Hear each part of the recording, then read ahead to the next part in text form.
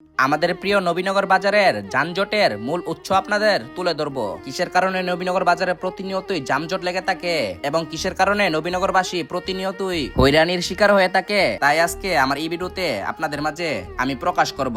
নবীনগরে যানজট নিরসনে আমাদেরকে কি করা জরুরি তাও আজকে আমার ভিডিওতে আমার যুক্তিমতে সম্পূর্ণভাবে তুলে ধরবো। প্রথমে আপনারা ব্রাহ্মণবাড়িয়ার এই রাস্তাটি দেখুন, কতটুক প্রশস্ত ব্রাহ্মণবাড়িয়া শহরের এই রাস্তাটি, যেটা আমাদের নবীনগরের হাইওয়ে রাস্তাও এতটা প্রশস্ত না। আর ব্রাহ্মণবাড়িয়াতে যানজট কিন্তু কখনো এই রাস্তার মধ্যে লেগে থাকে না। নবীনগরের রাস্তার তুলনায় গাড়ি চলাচলের সংখ্যা অতিরিক্ত বেশি, যার কারণে প্রতিনিয়তই নবীনগরবাসী হয়রানির শিকার হয়ে থাকে। এই হয়রানির থেকে নিস্তার পাওয়ার জন্য আমাদেরকে অবশ্যই সচেতন হতে হবে এবং তার পাশাপাশি নবীনগরের নির্দিষ্ট প্রশাসনও নবীনগরের রাস্তাঘাটের প্রশস্ত করার বিষয়টি একটু বিবেচনা করতে হবে। নবীনগরের রাস্তাঘাট গাড়ির তুলনায় একদমই সরু এবং চিপা, যার কারণে রাস্তায় প্রতিনিয়তই গাড়ির যানজট ঠেলতে হয়।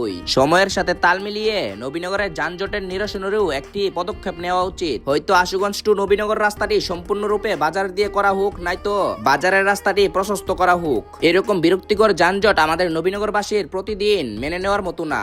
এটির খুব দ্রুততম ব্যবস্থা নেওয়া হোক আমাদের নবীনগরের দায়িত্বে থাকা প্রশাসনদের। এখানে মুমূর্ষু রোগীদের অ্যাম্বুলেন্সের গাড়িও যানজটের শিকার হতে হয়।